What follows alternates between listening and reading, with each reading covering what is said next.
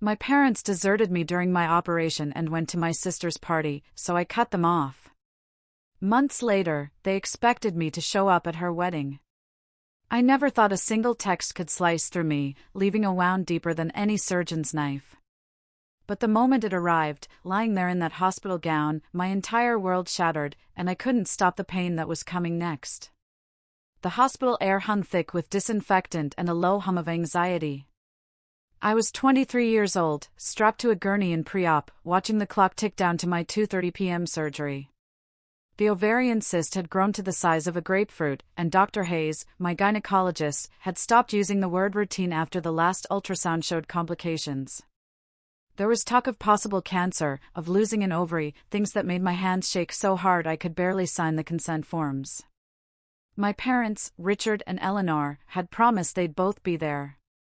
Richard had held my hand during the consultation 2 weeks earlier, his face grim as Dr. Hayes explained the risks. Eleanor had called me every single day since, asking if I needed anything, promising to take the entire week off work. My older sister, Chloe, had sent a brief text, "Good luck with the surgery.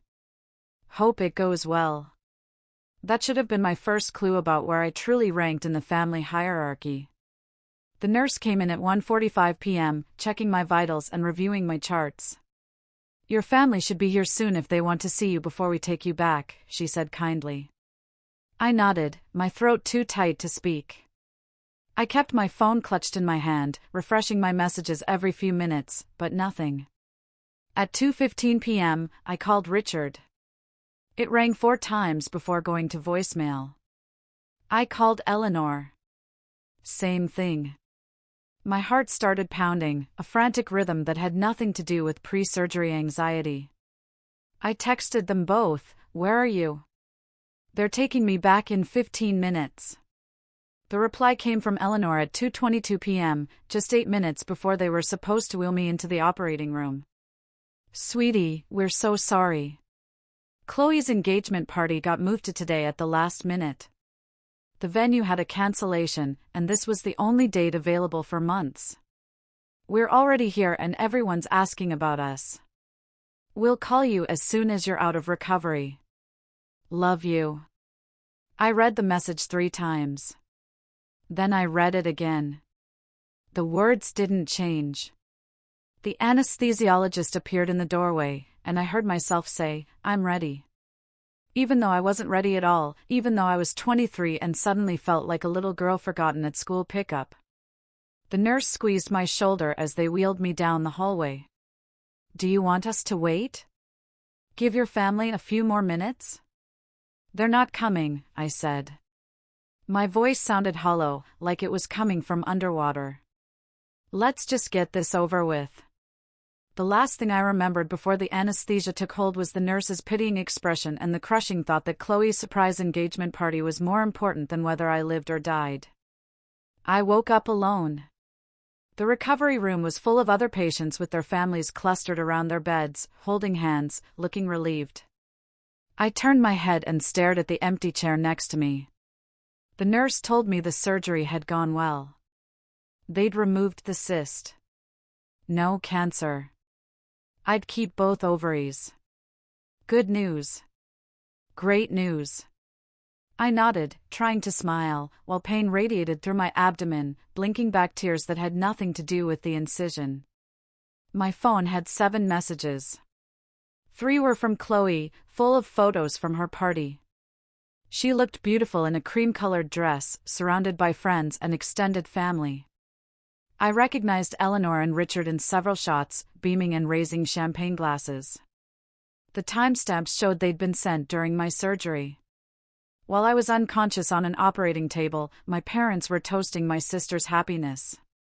One message was from Eleanor, "Hope everything went well. We'll come by tomorrow to check on you." One from Richard, "Your mother tells me the surgery was successful. That's wonderful news. We'll talk soon." 2 messages were from my best friend, Maya, asking for updates and saying she'd come get me if I needed a ride home. I texted Maya. She arrived 45 minutes later and helped me get dressed, her face darkening as I explained why I had been alone. "Are you kidding me?" she kept saying. Are you actually kidding me right now? The discharge nurse went over my post-op instructions, glancing at the empty doorway where parents should have been standing. Maya took notes, asked questions about pain medication and infection signs, and basically did everything my mother should have done. We stopped at the pharmacy on the way to my apartment, and she helped me up the stairs, got me settled on the couch with water and crackers, and stayed until 11 p.m. to make sure I was okay. Eleanor called the next morning at 9 o'clock. I was sitting on my couch, moving gingerly, feeling the pull of stitches every time I breathed. "Hi, honey. How are you feeling? We're so sorry we couldn't make it yesterday. Chloe's party was just absolute chaos. You promised you'd be there." My voice came out flat. "I know, sweetie, but this venue opportunity came up out of nowhere. You understand, right? These things are so hard to book. And you're fine. The surgery went well. That's what matters. I was alone, Mom. I woke up alone." "Oh, honey, don't be dramatic. You're 23 years old, not a child. Besides, Maya was there, wasn't she?" Something cold settled in my chest. Maya came afterward. Because I called her. Because my parents were at a party. It wasn't just a party. It was your sister's engagement celebration. This is a really important time for Chloe. She needs family support right now. And I didn't. The words came out sharper than I'd intended. I didn't need family support while I was being cut open and checked for cancer. Eleanor's voice took on that edge of impatience I knew so well. "Now you're just being selfish. Chloe has been planning her future, and this was a big moment for her. Your surgery was routine." It wasn't routine. There were complications. They thought it might be cancer. But it wasn't cancer. See? Everything worked out fine. I don't understand why you're making such a big deal out of this. I closed my eyes. The pain medication was wearing off, and everything hurt. I need to go. "We'll come by later this week to see you," Eleanor said brightly, as if the conversation had gone completely differently. "Maybe Friday." "Don't bother." I hung up before she could respond. Richard called 20 minutes later. His approach was different, but the message was the same. "Your mother is upset. She thinks you're angry at us."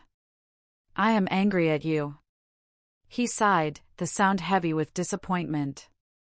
"Look, I understand you're hurt, but family means making sacrifices sometimes. Chloe's engagement is a milestone. Your surgery was necessary, but ultimately successful. Try to see the bigger picture here. The bigger picture is that you chose a party over your daughter's surgery. That's not fair. We didn't choose anything. The timing was unfortunate. You could have left the party. You could have come to the hospital after. You didn't even call until the next morning. We didn't want to bother you while you were recovering," he said, as if that made perfect sense. "Listen, your mother and I have always tried to be fair between you and your sister. Sometimes that means fair?" The word burst out of me. "You think this is fair? Don't take that tone with me. We're still your parents. We deserve respect." I laughed, and it sounded bitter even to my own ears. "You're right. You're my parents. That's exactly why this hurts so much. You're being overdramatic about this entire situation. It was one day, one event. You're going to throw away your relationship with your family over one misunderstanding? Is that what you think this is? A misunderstanding?" His voice hardened. "I think you're feeling sorry for yourself and lashing out at the people who have supported you your entire life. When you're ready to apologize and act like an adult, we'll be here." He hung up. I sat there holding the phone, feeling like I'd been slapped. They actually expected an apology from me. Chloe called that evening. Mom says you're mad at her. Did she tell you why? Something about her missing your surgery. Look, I know the timing was bad, but it wasn't my fault the venue moved things around. You can't seriously be upset about this. The casualness in her voice made something snap inside me. You're right. I can't seriously be upset that our parents abandoned me at the hospital to go to your party. That would be unreasonable. Oh, come on. Don't be like that. They didn't abandon you. They made a choice about where they were needed more. And they needed to be at your engagement party more than at my surgery? Yes. Actually, this is my engagement. It's one of the most important moments of my life. Your surgery was just a medical procedure. Just a medical procedure? I repeated slowly. Chloe, they thought I might have cancer. But you don't. So, everything's fine. Why are you trying to make my engagement about you? I wanted to scream. Instead, I said very quietly, congratulations on your engagement. I hope you have a beautiful wedding. Does that mean you're not mad anymore? It means I'm done with this conversation. I blocked all three of them after that. Eleanor, Richard, Chloe, I blocked their numbers, their social media, everything. Maya came over with Thai food and ice cream, and I told her what had happened. She looked at me for a long moment, then said, "Good. You deserve better than that." The first week was hard. I kept reaching for my phone to call Eleanor, then remembering. I'd trained myself over 23 years to need her approval, to seek her comfort. Breaking that habit felt like breaking a bone. But I was also angry, angrier than I'd ever been. Every time the anger started to fade, I'd remember waking up alone in that recovery room, and it would come flooding back. My Aunt Susan, Eleanor's younger sister, called me 2 weeks after the surgery. I'd forgotten I hadn't blocked her number. Your mother is beside herself, she said without preamble. She doesn't understand why you won't talk to her. Did she tell you what happened?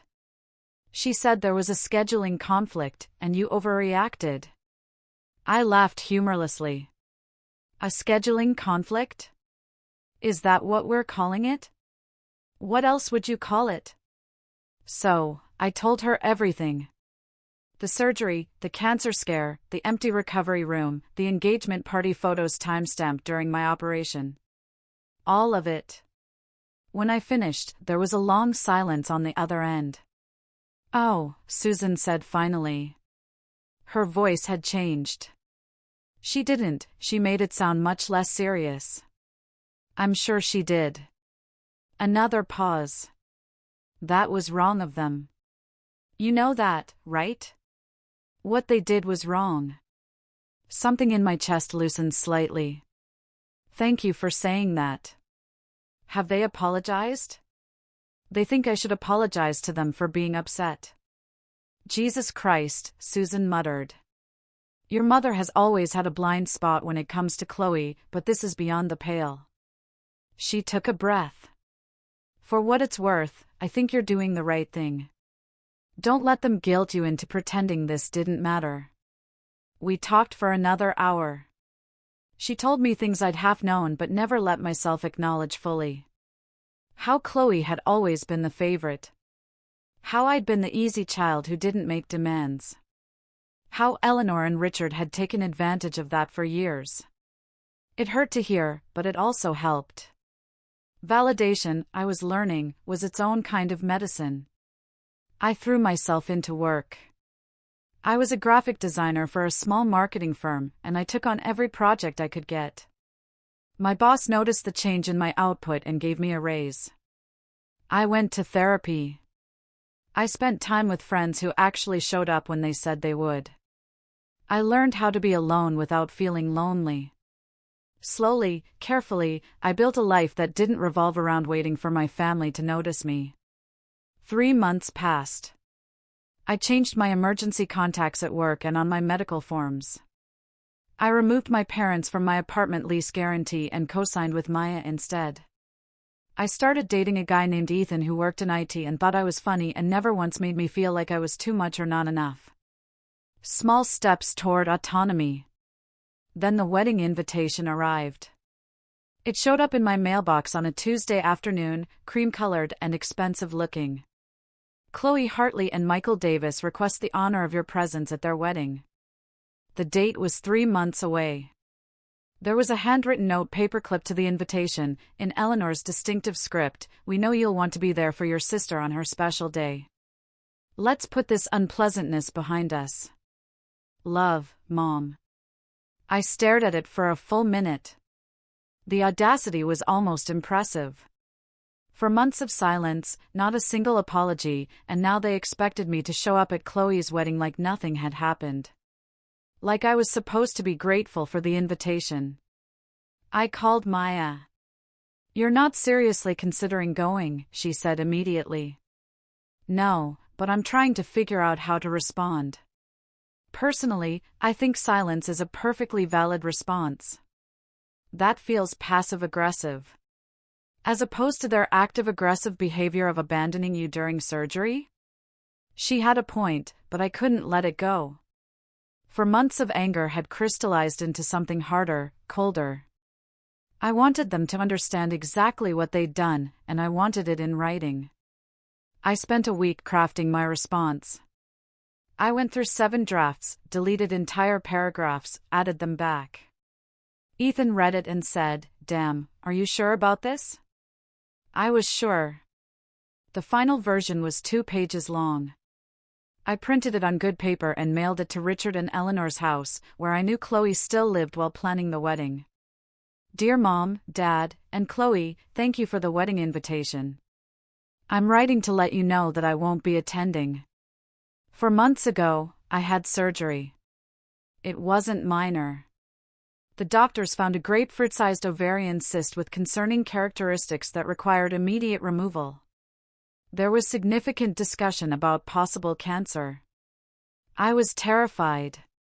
You knew this because you were at the consultation appointment where Dr. Hayes explained all of it. You promised you'd be there. Both of you. You promised. Instead, you went to an engagement party. Not. The actual engagement. Chloe had been engaged for 6 weeks at that point. A party, a celebration that could have happened any day, at any time, but happened to be scheduled on the same day as my surgery. I went into surgery alone. I woke up alone. I spent the recovery period alone until my friend Maya came to pick me up and do all the things my parents should have done: collect my medication, help me home, make sure I didn't die in the night from complications. The hospital staff pitied me. The nurses kept glancing at the empty chair next to my bed. The discharge coordinator looked uncomfortable going over post-op instructions with just Maya and me there. I saw it in their faces, the question of what kind of parents don't show up for their daughter's surgery. I know what kind now. When I expressed how hurt I was, none of you apologized. Eleanor told me I was being dramatic and selfish. Richard said I was overdramatic and needed to apologize for being disrespectful. Chloe said my surgery was just a medical procedure and I was trying to make her engagement about me. Let me be very clear. I am not making anything about me. I am simply removing myself from the equation entirely. You made your priorities clear that day. Chloe's party mattered more than my health, my safety, my life. I understand where I rank in this family now, and I'm choosing not to accept that position anymore. I don't want to be the daughter you remember when it's convenient, the sister you invite when you need numbers at a wedding. I don't want relationships based on obligation and guilt. I deserve better than that. So, no, I won't be attending the wedding. I won't be attending any future family events. I'm done waiting for you to care about me the way I've always cared about you. I wish Chloe and Michael happiness in their marriage. I genuinely do, but I won't be there to witness it. Don't contact me again. Any future attempts at communication will be ignored. Regards, your daughter and sister. I mailed it on a Friday. The fallout started by Monday morning. Susan called first. Holy hell, she said. Your mother called me crying. She showed me the letter. I told her she deserved every word of it. How bad is it? She's telling everyone you've had a mental breakdown and cut off the family for no reason. Your father is refusing to talk about it at all. Chloe is apparently furious that you're trying to ruin her wedding. Of course, she is. There's more. Your mother posted something on Facebook about how painful it is when your children turn on you. Really vague, but obviously about you. She's getting a lot of sympathy in the comments. My stomach twisted. What did she say exactly? Something about how she and your father sacrificed everything for their children and now one of them won't even speak to them. How she's heartbroken and doesn't understand what she did wrong. Very martyr-like. She's painting herself as the victim. That's exactly what she's doing. Do you want me to say something? Set the record straight? I considered it. No. Let her have her Facebook sympathy. The people who matter know the truth. But it gnawed at me anyway. The idea that my parents were out there telling a completely different story, one where they were the wounded parties and I was the unreasonable daughter who'd cut them off over nothing. It shouldn't have mattered. I'd made my choice. I stood by it, but it still hurt. Ethan found me crying that night and held me while I explained. They're never going to see it, he said quietly. What they did wrong. They're never going to apologize or acknowledge it or even understand it. You know that, right? I know. I just wish they would. You can't make them be the parents you deserve. You can only decide how much of your life you're willing to give to people who don't value it. He was right. That didn't make it easier, but he was right. The wedding happened 3 months later. I spent that Saturday at the Botanical Gardens with Ethan, looking at flowers, eating overpriced sandwiches, and pointedly not thinking about what my family was doing. Maya texted me a photo of her and her boyfriend at a brewery. Cheers to you for standing your ground, the caption said. I sent back a heart emoji and tried to mean it. Susan called me that evening. Your mother is telling everyone you're mentally unstable and needed professional help. She's saying they tried everything to reach you, but you refused all contact. She's acting like she's the grieving mother whose daughter disappeared. Did anyone ask why I disappeared? A few people. She just gets teary and says it's too painful to talk about. Very convenient. I closed my eyes. Let her tell whatever story she needs to tell. She's also talking about how heartbroken Chloe is that you weren't there. How you've ruined one of the most important days of her life with your absence. My absence ruined her wedding? I laughed, but it came out sharp. She had 200 people there. She didn't need me. That's what I said. But your mother has a gift for making everything a tragedy. 2 more months passed. I got promoted at work. Ethan and I moved in together. Maya got engaged and asked me to be her maid of honor. I started taking pottery classes on Wednesdays. My life was full and good and completely separate from my family of origin. Then Eleanor showed up at my office. My coworker, Ashley, came to my desk looking uncomfortable. There's a woman in the lobby asking for you. Says she's your mother. My heart dropped into my stomach. Tell her I'm not available. I tried that. She says she'll wait as long as it takes. I called building security, explained the situation, and asked them to remove her. They said unless she was causing a disturbance, they couldn't do anything. I called Ethan. He offered to come down immediately, but I told him I'd handle it. I went downstairs. Eleanor was sitting in the lobby in her expensive coat, clutching her purse, looking like the picture of maternal suffering. When she saw me, her face lit up. Sweetheart, finally.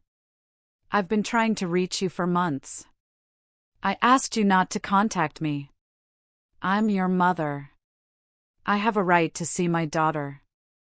No, actually, you don't. Please leave. Her expression crumpled. She was always good at that. The instant tears, the wounded look. How can you be so cruel? I raised you. I loved you. I gave you everything. Except what I actually needed when it mattered. This is about the surgery, isn't it? You're still holding on to that. It was 8 months ago. You need to let it go and forgive me. I don't need to do anything. What I need is for you to leave my workplace and respect the boundaries I've set. Boundaries? She spat the word like it was poison. That's what your therapist told you to say, isn't it?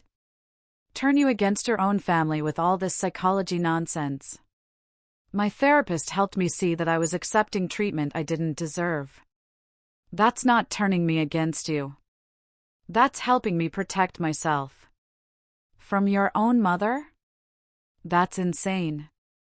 You abandoned me during surgery to go to a party. That's insane. I didn't abandon you. It was one day, one event, and you're going to punish me for it forever? People in the lobby were starting to stare. I lowered my voice. I'm not punishing you. I'm protecting myself. There's a difference. I want my daughter back, Eleanor said, and the tears were streaming now. Real ones, I thought. She genuinely didn't understand. I want my family back. Chloe is heartbroken. Your father won't even say your name anymore. You've destroyed us.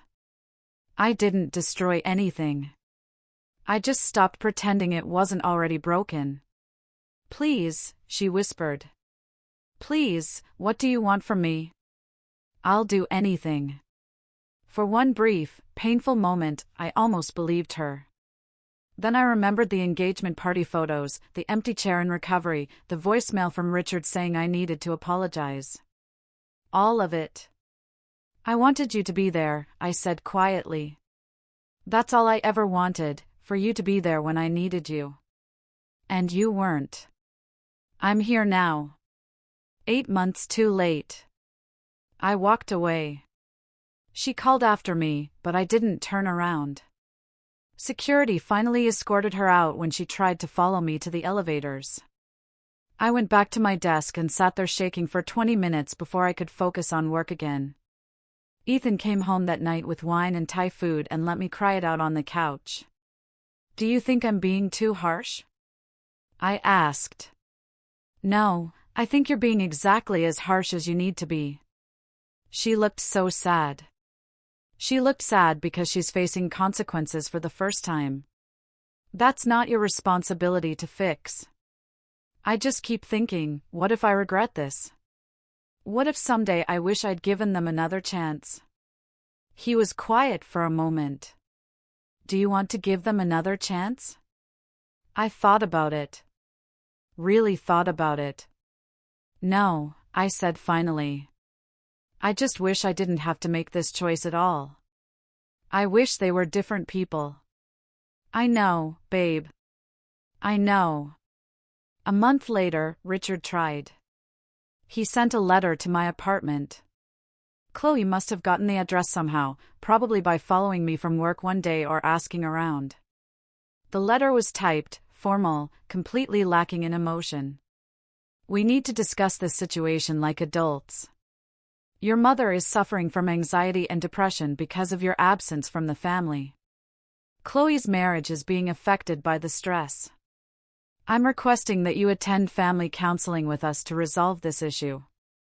We've done nothing to deserve this treatment, and your continued silence is manipulative and harmful. Reply by the end of the month. I took a photo of the letter and sent it to my therapist.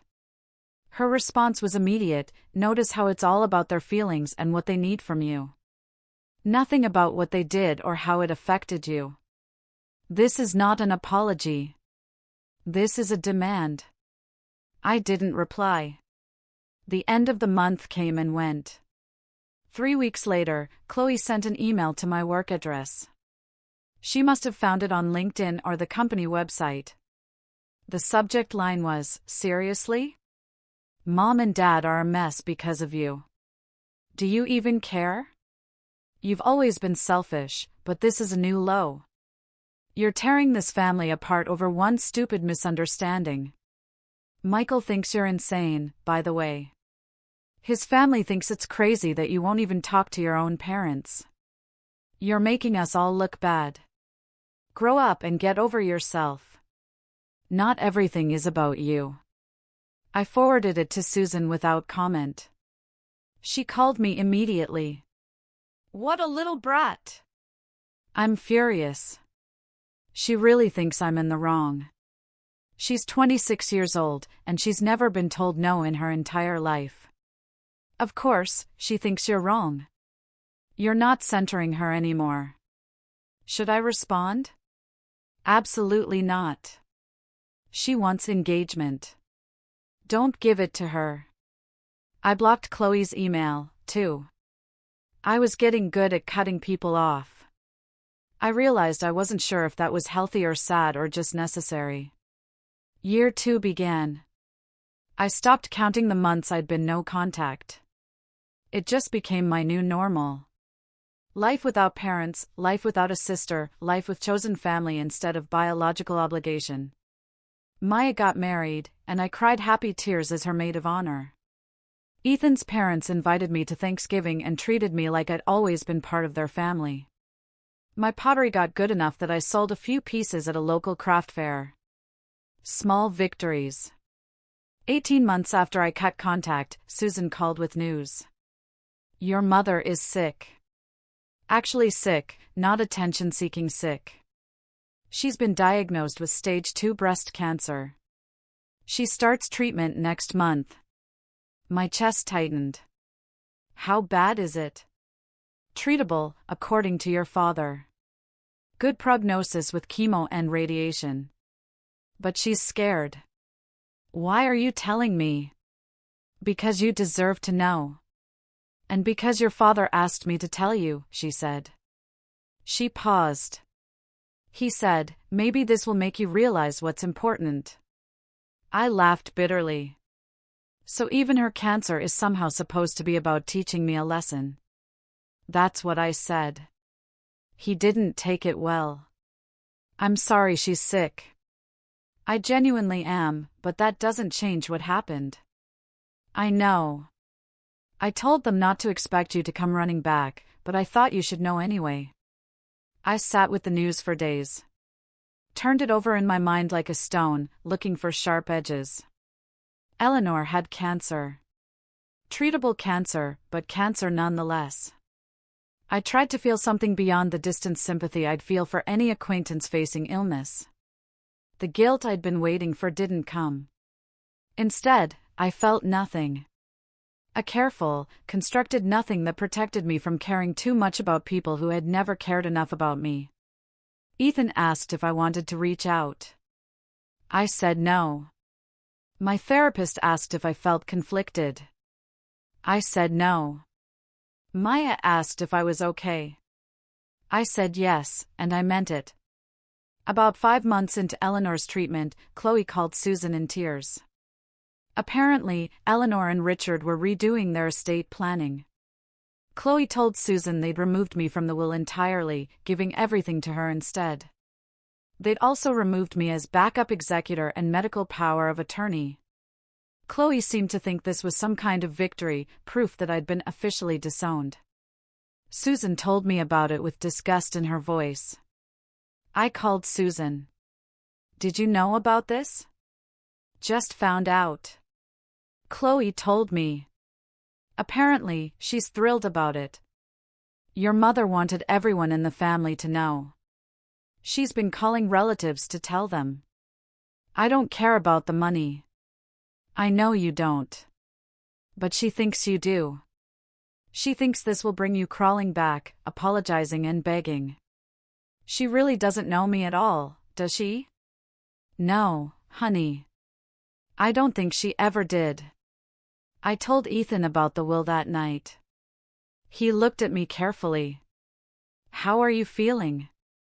Relieved, actually. This is it. The final thread cut. They can't hold anything over me anymore. You're sure? I'm sure. He hugged me, and I let myself cry a little. Not for what I was losing, I'd already lost that. For what I'd never had in the first place. 6 months passed. Eleanor's treatment was apparently going well. According to Susan's updates, Chloe was pregnant, also from Susan, via a Facebook announcement that hadn't been tagged in. Richard had retired early and moved to Arizona. Life went on in their world without me, just as it went on in mine without them. Then I got a call from an unknown number. Usually I didn't answer those, but something made me pick up. Hello?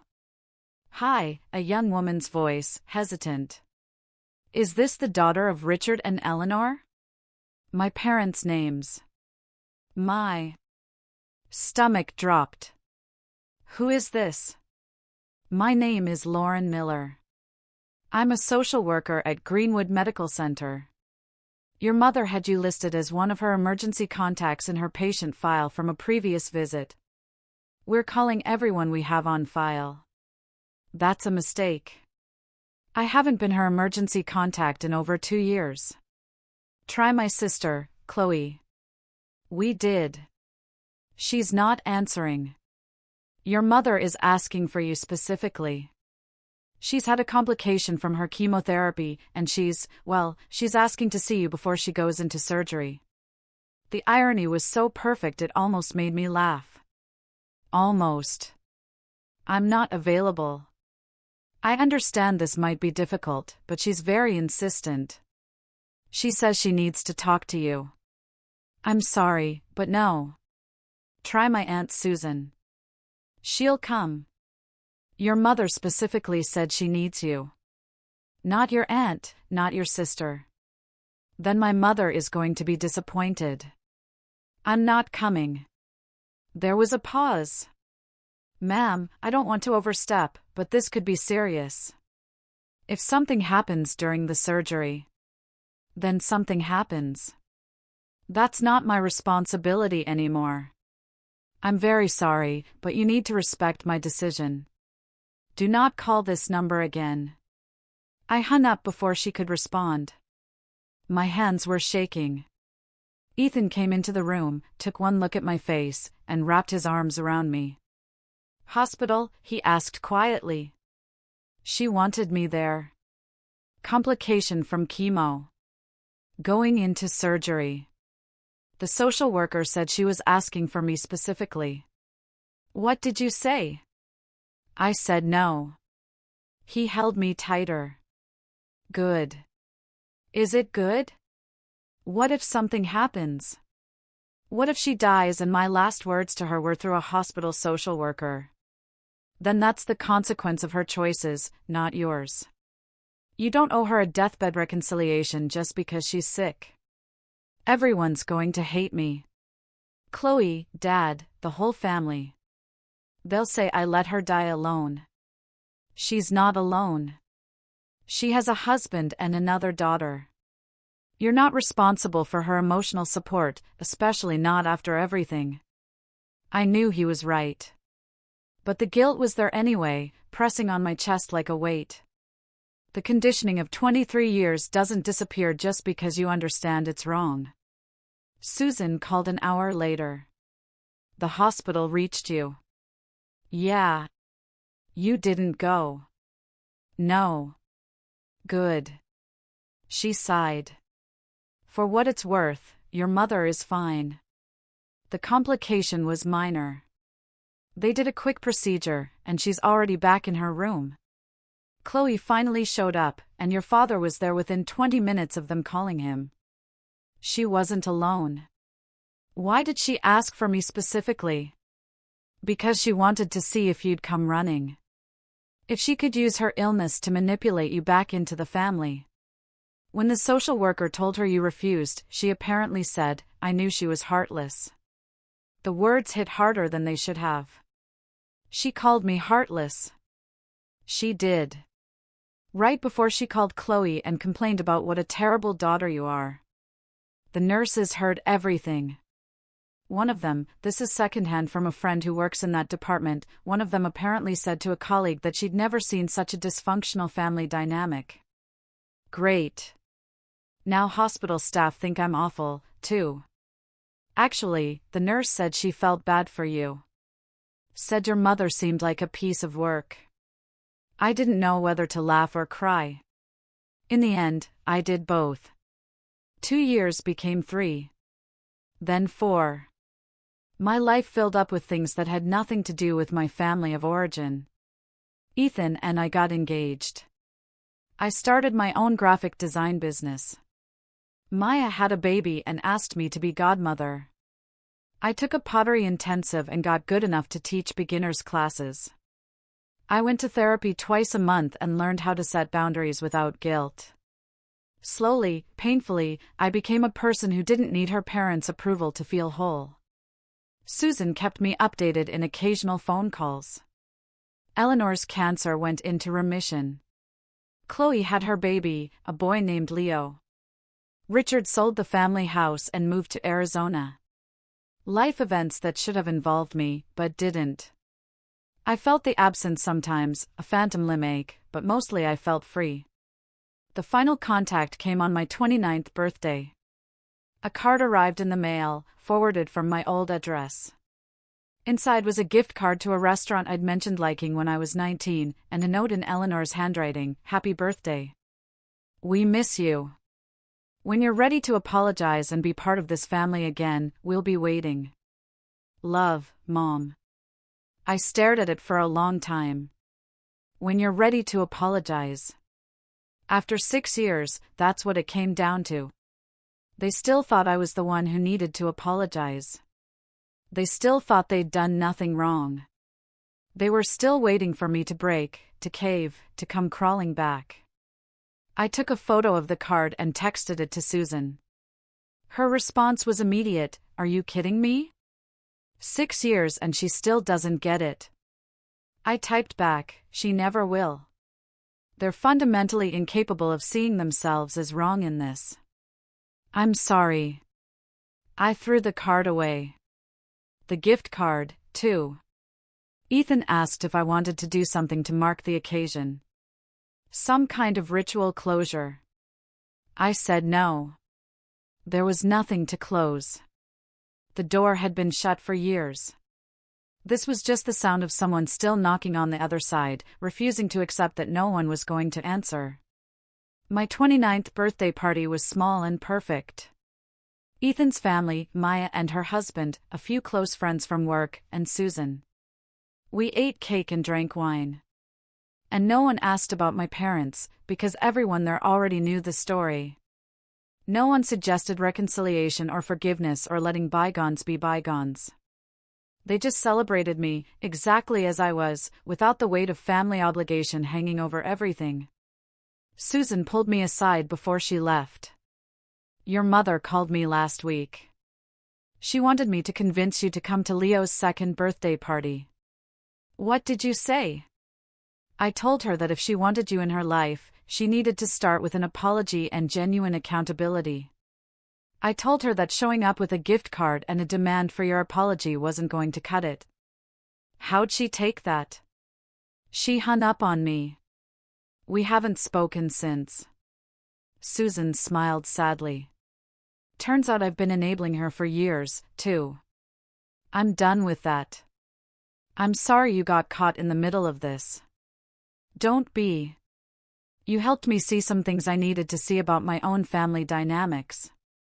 We're both better off with boundaries." She hugged me tight, and I realized this was what family should feel like. People who saw you, valued you, and chose you, not out of obligation, but genuine love. I'm 31 now. It's been 8 years since the surgery. 8 years since I went no contact. Sometimes people ask about my family, and I give them the short version, "We're not in touch." Most people don't push. The ones who do, who insist that family is everything, and you only get one mother, and life is too short for grudges, I smile politely and change the subject. I learned a long time ago that some people will never understand that sometimes cutting people off isn't about holding a grudge. It's about survival. I don't know what my parents tell people about me. I don't know if Chloe's kids will grow up knowing they have an aunt they've never met.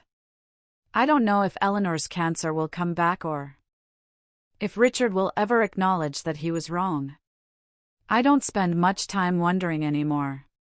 What I do know is, I made the right choice. Not the easy choice, not the choice most people would make, but the right one for me. I chose myself. I chose my peace. I chose a life where my value wasn't determined by how much I could tolerate being hurt by the people who were supposed to love me most. Ethan and I are getting married next spring. Small ceremony, just close friends and chosen family. There will be no parents of the bride's section, no family drama, no one who thinks they deserve to be there just because of shared DNA. Just people who have proven over and over that they'll show up when it matters. Sometimes I think about that empty chair in the recovery room. I think about 23-year-old me, scared and alone, waiting for parents who never came. I wish I could go back and tell her that it gets better, that she's going to be okay, that choosing herself doesn't make her selfish, it makes her strong. I can't go back, but I can move forward. And that's exactly what I've done. They expected me to attend a wedding after they abandoned me during surgery. They expected forgiveness without apology. They expected me to set myself on fire to keep them warm. I chose differently, and I'd make the same choice again every single time. What would you have done in my place?